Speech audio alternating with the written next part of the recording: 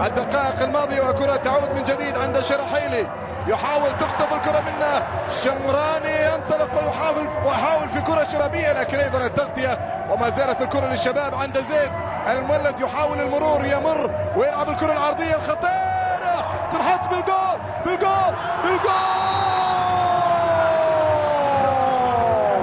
جول شبابي اول عن طريق اوليفيرا، يسجل بعد ان تابع الكرة، بالتالي هدف اول يسجل لمصرعة اوليفيرا. نعم اوليفيرا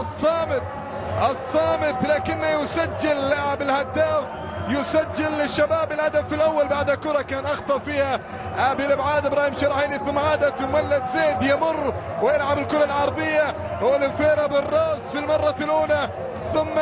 يتصدى لها الخوجلي، تعود من جانب عبد عطيف، ومرة اخرى الخوجلي، لكن في الثالثة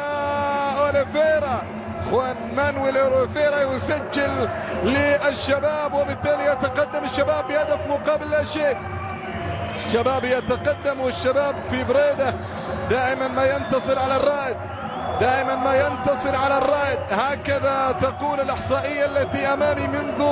منذ 99 9 مباريات جرت بين الفريقين، 6 فاز فيها الشباب.